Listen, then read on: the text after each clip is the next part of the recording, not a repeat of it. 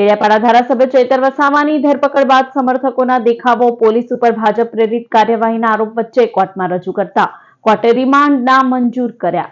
ડેડિયાપાડા પ્રાંત કચેરી ખાતે યોજાયેલી આદિજાતિ વિકાસની સંકલન બેઠક દરમિયાન ડેડિયાપાડાના ધારાસભ્ય ચૈતર વસાવા અને ડેડિયાપાડા તાલુકા પંચાયત પ્રમુખ સંજય વસાવા વચ્ચે મારામારી બાદ રાજકીય માહોલ ગરમાયો છે.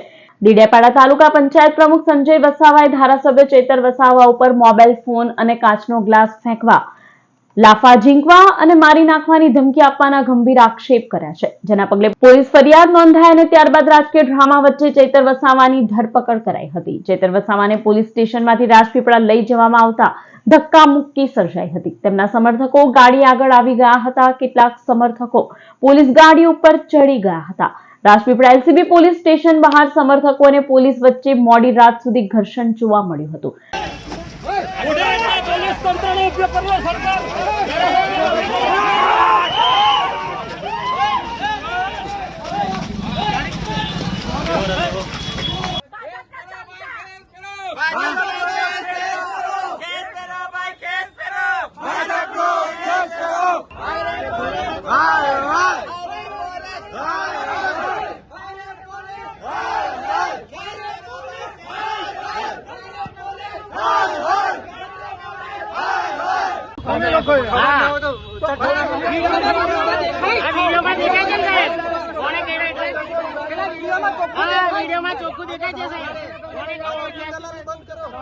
ભાજપની દલાલી બંધ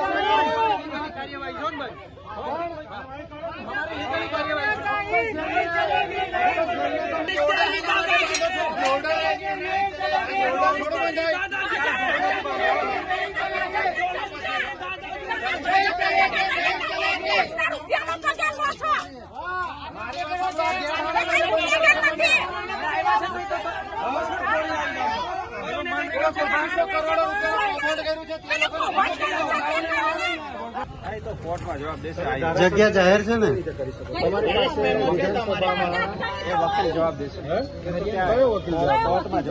પણ અમને પૂછપરછ કરવા જવાની માહિતી લેવાનો મને અધિકાર છે. અમને અંદર ના જવા દે એટલે તમારો રાઈટ નહીં બનતો સર. હા, અમે છેલ્લા 3 કલાકથી પૂછીએ છીએ કે અમને જે તે જવાબ આપો. અહીંયા ગાડી વરસાદ પડી રહ્યો છે, અમે ભર વરસાદમાં ઉભા રહ્યા છે. કોઈ જવાબ તો આપો કે તમે શું કરો છો?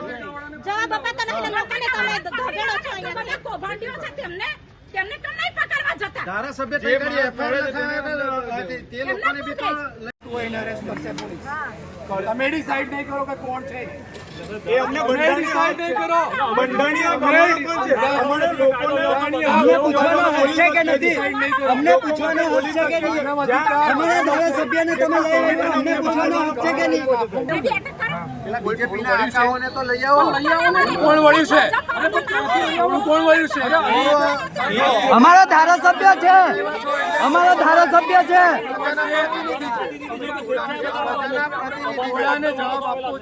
શાંતિથી વાત કરો, શાંતિથી વાત કરો.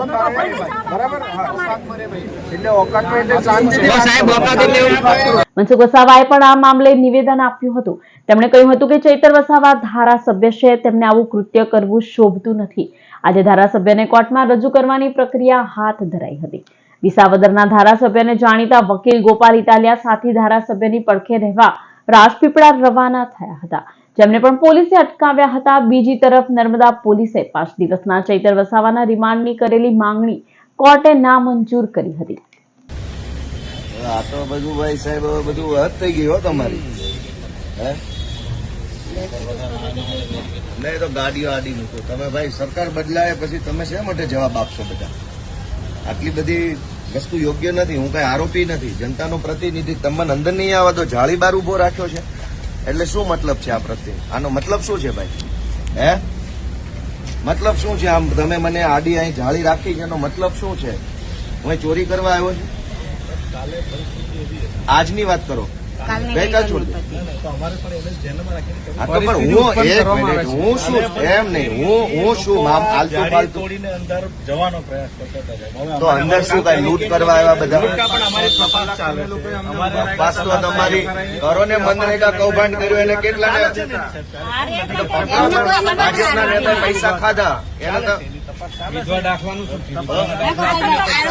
તમે અરે સાહેબ આજની તારીખ 8 છે, આજની 6 તારીખ છે આજે. સાહેબ પણ અમારે કાયદો અને વ્યવસ્થા જોવાનું છે. એ તો અમારા માટે જ છે કાયદો વ્યવસ્થા. પાટીલ જેવા લોકો નાગાઈ કરે છે, તમે શું કરી લીધું? CR પાટીલનું કશું નહીં. ભાજપના લોકો બળાત્કાર કરે, તમે શું કરી લીધું? કાયદો અમારા માટે જ બન્યો છે ગુજરાતમાં. ભાજપના લોકો માટે કઈ કાયદો નથી. નહીં કા ભાજપના માણસોને શું કરી લીધું? હાલો, આખા ગુજરાતમાં રેતી કાઢે છે, દારૂ વેચે છે, ડ્રગ્સ ભાજપના માણસો વેચે છે, સરકારી અનાજની ચોરી કરે છે. શું કરી લીધું? કાયદો અમારા માટે જ બન્યો છે બધો. હવે આ જાળી હટાવો ને બાપા. 10 મિનિટ થઈ ગઈ છે. હું તમારું કોમ્પ્યુટર બંધ કરી દેવાનો છું. ભલે ને ચાલુ હોય, હું ક્યાં ત્યાં જવા માંગુ છું. તમે મને આવી રીતે ઉભો રાખો એ તમને વ્યાજબી લાગે છે?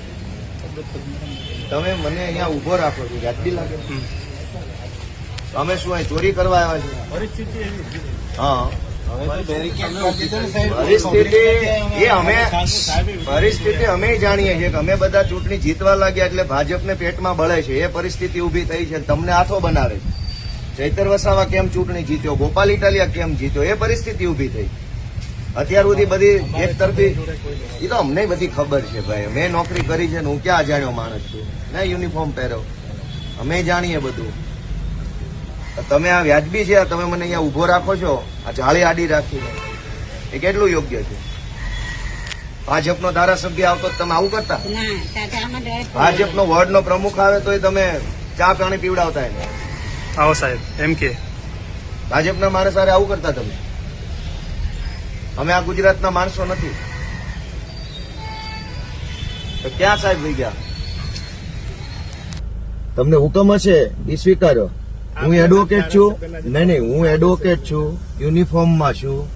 હું અમારા ક્લાયન્ટ માટે જાઉં છું. વકીલને રોકવાનો તમને કોઈ સત્તા હોય તો તમે મને પરિપત્ર બતાવો. હું ધારાસભ્ય છું, હું ગુજરાતનો નાગરિક છું, એ બધું બરાબર છે. આજે હું વકીલ છું, બરાબર છે, પણ હું એડવોકેટ છું, હું મારા યુનિફોર્મમાં છું. ના ના, મજબૂરી શું કામ છે? તમે કાયદા પ્રમાણે હાલો ને, કાયદા પ્રમાણે હાલો. મજબૂરી શું કામ? વકીલ વગર કેવી રીતે થશે? કોણ છે અમારા વકીલ? તો જોશે ને. હા, ગોપાલભાઈ ઇટાલિયા છે. હા, ના તો વકીલ નામ એ આપવાના છે. હા, તો વકીલ તો મોકલો અમે.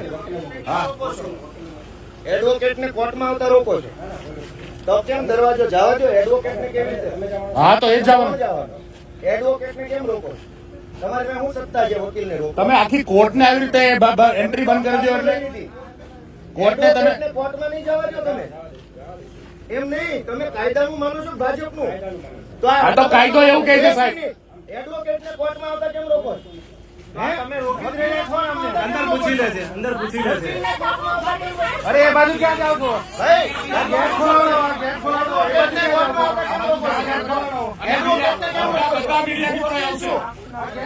ભાઈ, ખોલો દરવાજો, ખોલો દરવાજો, ખોલો કોર્ટમાં નહીં જાય. ખોલો ખોલો. અહીંયા વકીલ વકીલ કોણ છે એ તમે નક્કી કરશો. કોર્ટમાં આવતા કેમ રોકો છો તમે? વકીલ કોણ છે કોણ નક્કી કરશે? કોણ નક્કી કરશે? તમે અદાલતમાં જતા હો, વકીલને રોકી લેશો. તમને એવી સત્તા આપેલી. કોને સત્તા આપી? એડવોકેટને અદાલતમાં જતા રોકવાની સત્તા કોને આપી? હું તમે નો વકીલ હોઉં. તમારે કઈ કામ છે? હું વકીલ છું, હું અદાલતમાં જવા માંગુ છું. તમે કોણ છો નક્કી કરવા વાળા કે હું કોનો વકીલ છું? એટલે તમે નક્કી કરશો કયો વકીલ અદાલતમાં જશે. અરે પણ એ જે હોય તમે નક્કી કરશો. વકીલને તમે નક્કી કરશો કે કયો વકીલ કોર્ટમાં જશે. તમે નક્કી કરશો. તમે નક્કી કરશો. અરે જજ સાહેબ ને થોડું પૂછવાનું છે. કોર્ટ ઓપન અદાલત છે. વકીલ છે કોણ નહીં? ઓપન કોર્ટ છે. જજ સાહેબ ને થોડું પૂછવાનું છે કયો વકીલ આવશે ને કયો નહીં આવે. જજને પૂછવાનું વકીલે. ભાજપની સરકારમાં તમે વકીલને અદાલતની અંદર નહીં જવા દો, પોલીસ સ્ટેશનમાં નહીં આવવા દો, અદાલતમાં નહીં આવવા દો. જવાનું ક્યાં અમારે? સાહેબ સાહેબ ભાગવાનું નથી, ભાગવાનું નથી, ભાગવાનું નથી, ભાગવાનું નથી. તમે ખોટા ખોટા ફોન ઉપર વાત તો કરો. આ ખોલાવો, આ ખોલાવો, આ ખોલાવો, આ ખોલાવો. એવો કયો કાયદો છે કે અદાલતમાં જવા માટે વકીલે પરમિશન લેવાની? હાઈકોર્ટમાં જવાની પરમિશન નથી. હવે કોને પૂછો છો? કોની પાસે પરમિશન લેવાની? ગેટ ખોલાવો જલ્દી, ચાલો. આ એના ત્રાસવાદીઓ એમ બંધ કરી રાખ્યો છે.